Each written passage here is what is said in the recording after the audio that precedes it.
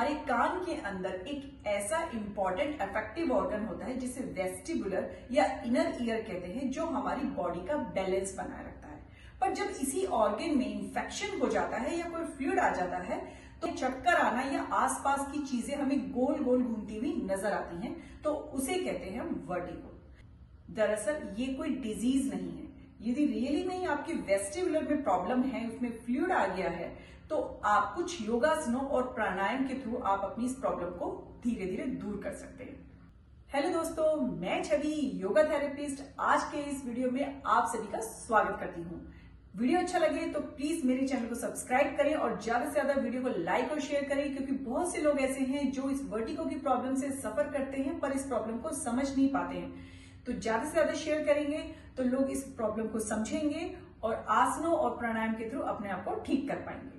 Vertigo को आम भाषा में चक्कर आना कहते हैं। जब आप अपने हेड का मूवमेंट अचानक किसी भी डायरेक्शन में, चाहे आप लेटे लेटे करवट ले रहे हैं या अपने बालों को धोने के लिए आपने सर को नीचे किया है, या अचानक अपना सर ऊपर किया है, या अचानक आपने नेक को साइड में ट्विस्ट करा है, तो आपको अचानक चक्कर आने लगता है और आपको अपने आसपास की चीजें गोल गोल घूमने नजर आने लगती है, जिसमें आपका बैलेंस बिगड़ जाता है, आपका गिरने का खतरा भी बना रहता है। और बहुत से लोग अपने मन में ये भ्रम पाल लेते हैं कि हमें ना जाने क्या हो गया है, हम अपनी लाइफ को ठीक से जी पाएंगे या नहीं पाएंगे, क्योंकि उन्हें हर मोमेंट पे जब वो अचानक से मूवमेंट करते हैं तो उन्हें चक्कर आने लगते हैं। तो घबराने की कोई बात नहीं है, सिर्फ थोड़े से योगासन और प्राणायाम डेली ऐड करें और अपनी इस प्रॉब्लम से छुटकारा पाएं। वर्टिगो के सिम्टम्स की बात करें तो सबसे ज्यादा कॉमन है चक्कर आना, सिर घूमना, मोशन सिकनेस होना, वॉमिटिंग जैसा फील होना, दिल घबराना, ज्यादा ऊंचाई पे से आप नीचे नहीं देख पाते हैं।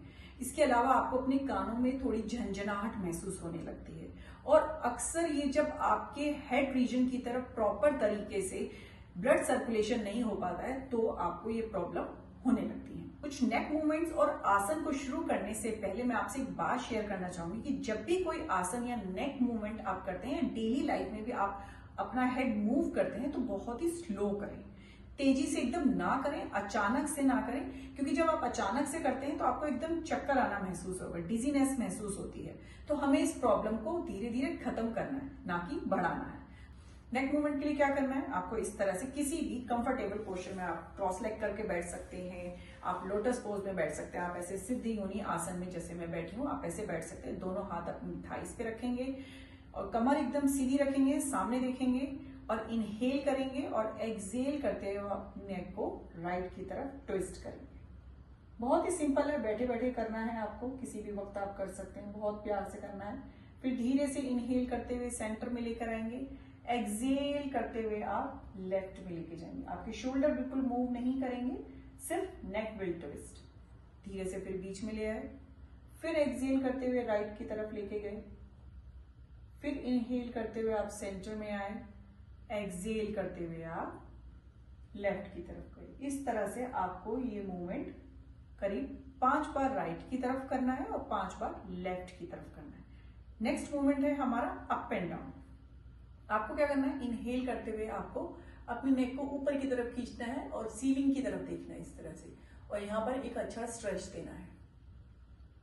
बहुत प्यार से करेंगे। फिर एक्सहेल करते हुए आप नीचे की तरफ आ जाएंगे और अपनी चिन को आप अपनी चेस्ट से टच करने की कोशिश करेंगे। यदि नहीं होती है इट्स ओके, होती है बहुत अच्छी बात है, नहीं होती है तो भी अच्छी बात है। अब धीरे से आप इनहेल करते हुए सेंटर में आएंगे, फिर दोबारा से आप ऊपर लेके जाएंगे, सीलिंग की तरफ देखेंगे, इनहेल करते हुए और एक्सहेल करते हुए धीरे से डाउन, बिल्कुल नीचे लगाने की कोशिश करेंगे और फिर इनहेल करते हुए आप सेंटर में आ जाएंगे। इस तरह से नेक का अप एंड डाउन मूवमेंट भी आपको 5 बार करना है। अब हम करते हैं चाइल्ड पोज, जिसे हिंदी में हम बालासन भी कहते हैं। बहुत ही इजी पोज है, और जब आप इस आसन को करते हैं तो ये आसन आपके जब करते हैं तो आपका जो ब्लड फ्लो है वो आपके हेड रीजन की तरफ जाता है, और जो आपके नर्वस सिस्टम को रिलीव करता है और आपकी बॉडी को कूल एंड काम करता है। तो कैसे करना है, इस तरह से बैठ जाना है, अपनी हील्स पे, दोनों हील्स पे बैठ जाना है वज्रासन की तरह।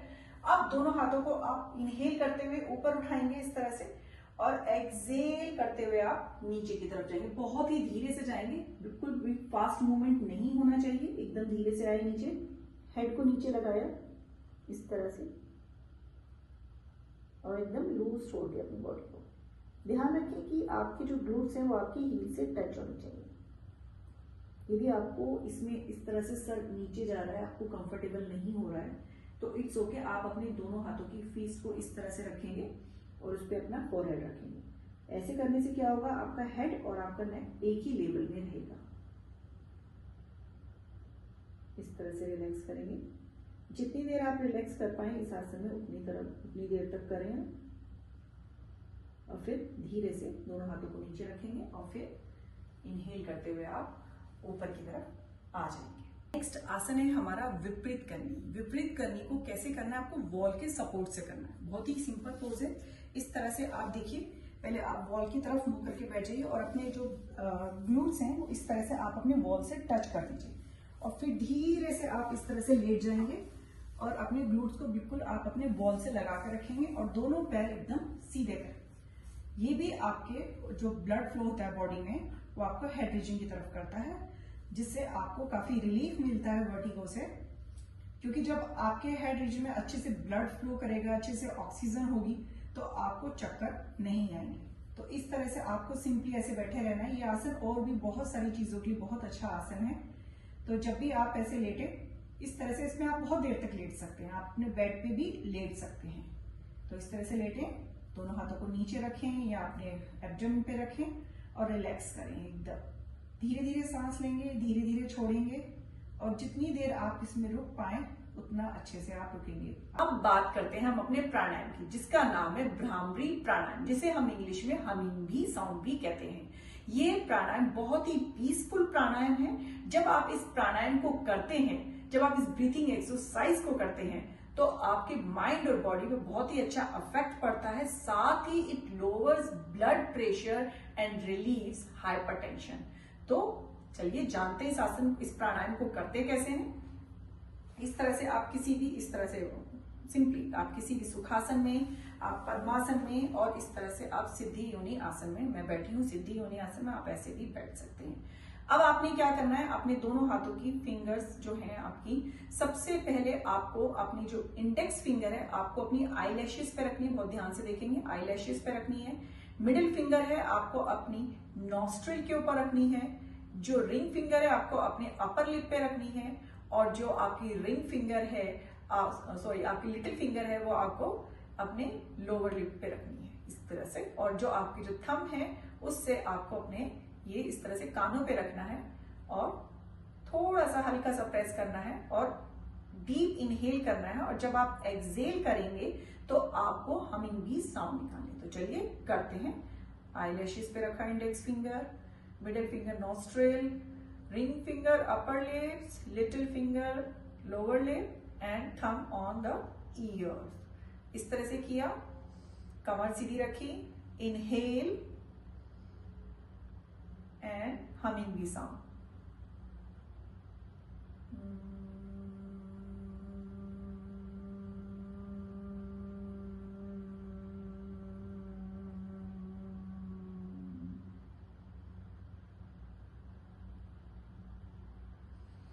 और धीरे से आपको अपने हाथ हटा देंगे। तो इस तरह से ये हमिंग बी साउंड बहुत ही अच्छा प्राणायाम है। जब आप इस आसन को करते हैं, जब आप इस प्राणायाम को करते हैं तो इसकी जो साउंड होती है, जब आप हमिंग बी साउंड निकालते हैं तो आपके हेड रीजन में जाती है, जो आपको बहुत ही पीस देती है। तो दोस्तों, यदि आपको ये वीडियो अच्छा लगा है, आपको अच्छे से आसन प्राणायाम समझ में आए हैं, तो प्लीज मेरे चैनल को सब्सक्राइब करें और मेरी वीडियो को ज्यादा से ज्यादा लाइक शेयर करें। नमस्कार।